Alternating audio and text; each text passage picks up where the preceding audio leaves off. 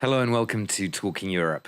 We're going to take a look at life and war in Ukraine through the eyes of its most celebrated writer. Andrey Kurkov rose to international fame with his Death and the Penguin more than 20 years ago, but he has many other novels to his name, including The Silver Bone, which has just been published in English. It's the first installment of the Kyiv Mysteries. Andrey Kurkov is very active in promoting the literature and culture of his country around the world, a role that has become particularly important since February 2022, and he's now traveling across Western Europe. Andrey Kurkov, thank you so much for being our guest on the program. When we last spoke in January, you told me that you saw no end in sight to the war. Since then, of course, we've had this Ukrainian offensive into the Kursk region in Russia, but how do you feel about the situation overall? Well, the situation didn't change much, in fact, and I don't see the peaceful solution. The war can be frozen, while Ukrainian troops are in Kursk region, Russian troops are advancing in Donbass and trying to advance in the south of Ukraine. Yeah. One thing that you think about a lot, which I guess we sometimes forget to mention when we focus on military matters in the news, is the human cost with several million Ukrainian refugees that have been registered across Europe, and of course millions of internally displaced people as well. What are your thoughts on that aspect of this?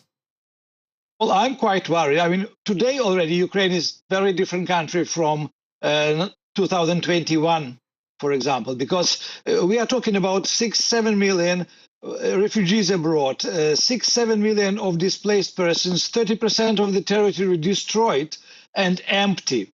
So, people who are displaced or who are abroad very often don't have place to come back to. And of course, the other issue is 400,000 Ukrainian children that attend schools in Europe and outside Europe.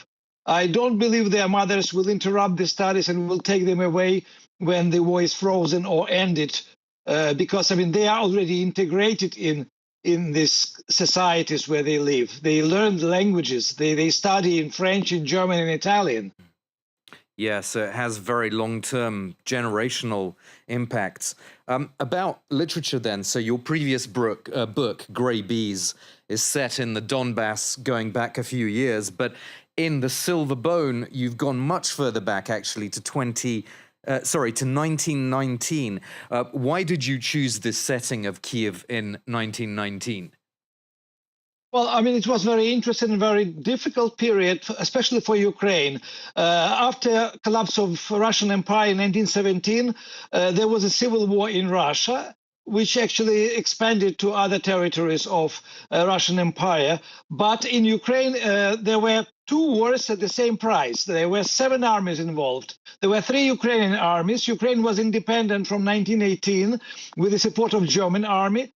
There was army of Ukrainian government of Hetman Skoropadsky. There was an army of Ukrainian politician Simon Petlura, who was fighting against Hetman Skoropadsky. There was the biggest anarchic army in the world ever set up by Nestor Makhno with 35,000 soldiers, rising later to 80,000 soldiers, plus Polish army and, of course, the Red Army and Denikin's army. So it was war for Ukrainian independence. It was a civil war inside Ukraine, and it was Russian civil war. Yeah, and I do see some parallels with the situation today. It's obviously a lot more chaotic than the situation in Kyiv itself. But how much did you feel that your everyday life was feeding into the writing of this historical novel? In fact, lots of parallels are there. You can actually the aim of the Bolsheviks is the same aim as the aim of Putin today. He says that Ukraine doesn't exist, Ukrainians don't exist, and he wants to take Ukrainian territory with or without Ukrainians back into Russian new empire. And this was actually the aim of Lenin. This was the aim of the Bolsheviks. And they, in this 4 years' time between 1918 and 1921, they captured Kyiv 4 times. They were actually showing incredible violence, just the same level of violence that you can see on the photos from Bucha, Gostomel, Irpin, Borodyanka from 2022. Yeah. Yeah. You've always, it's worth remembering that you write in Russian, although you're fluent in Ukrainian, but you've always tried to separate the political dimension, which you've just described to me, from the Russian language and Russian culture. And yet nowadays, people don't want to buy your book in Russian in Kiev. They actually buy it in Ukrainian. Is that a source of regret to you?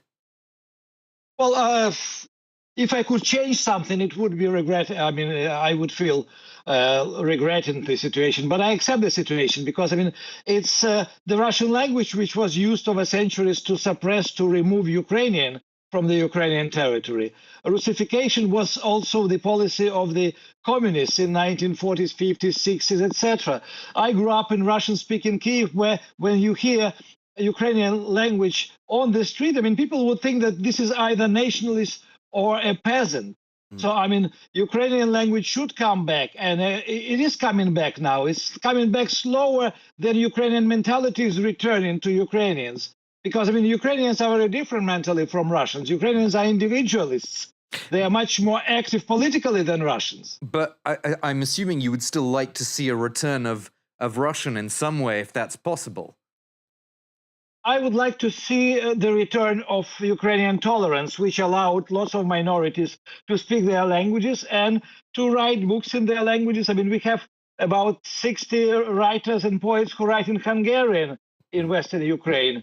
We have writers who write in Surzik, in a mixture of Russian and Ukrainian language. We have a writer who writes in Gagauz, some kind of Turkish language in Ukraine. So I hope, I mean, we have now also Russian language poets and writers who are keeping low profile, of course, and who are marginalized or ignored by the majority, but they exist and it just enriches the culture.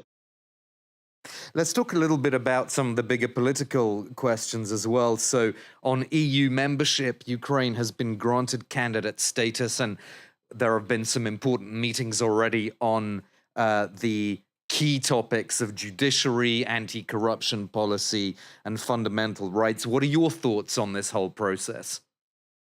I think actually becoming a member of the European Union is not such a big problem for Ukraine. It will take between 5 and 10 years, maybe even less. And I think what can speed up membership in the European Union is that when actually Ukraine will be told that it's better and safer for Ukraine in the European Union than in NATO.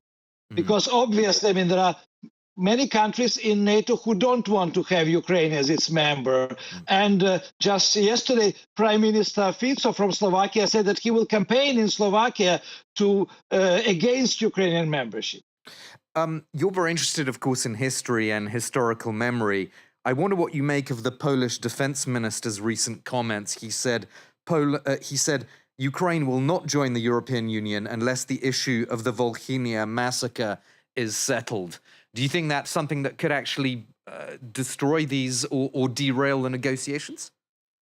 I think, I mean, the statements like this probably finally will force both countries to sit at the table to discuss what happened in 1930s, actually 1940s, 42, 43, and solve this problem. Because not to talk about this is just the dead end of the political situation. Because, I mean, we have two institutions, one in Poland, one in Ukraine with the same name, Institute of National Memory.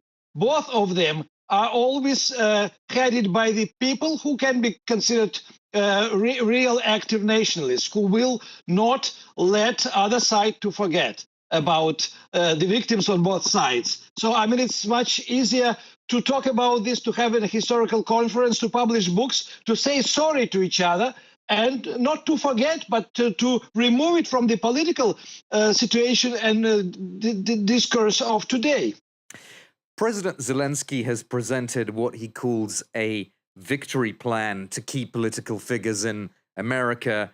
That could be a hard sell, particularly when it comes to Donald Trump. Well, I mean, with Donald Trump, everything can be hard sale. I mean, this plan is so far is quite a foggy document, and nobody knows what is inside.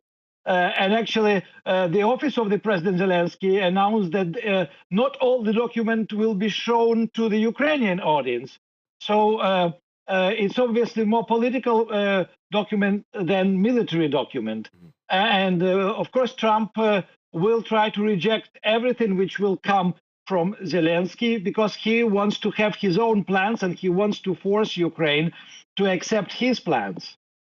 And how worried, just on a final point related to that, how worried are you or people around you about Trump winning again? I would say the intellectuals in Ukraine are very worried about this. Of course, I mean, they are more sympathetic with Kamala Harris. But also Kamala Harris said recently that she didn't answer the question about membership of Ukraine in NATO, for example. But I mean, she is predictable. Trump is completely unpredictable. And that's what makes people actually nervous in Ukraine. We'll end it there. Thank you so much for being my guest, Andrey Kurkov, the author of his most latest book, The Silver Bone, the first part of the Kyiv Mysteries. We'll have more of the series coming up in the next 2 years. And in part 2 of Talking Europe, we're going to be talking about dangerous budget deficits in the EU. So do stay with us here on Talking Europe.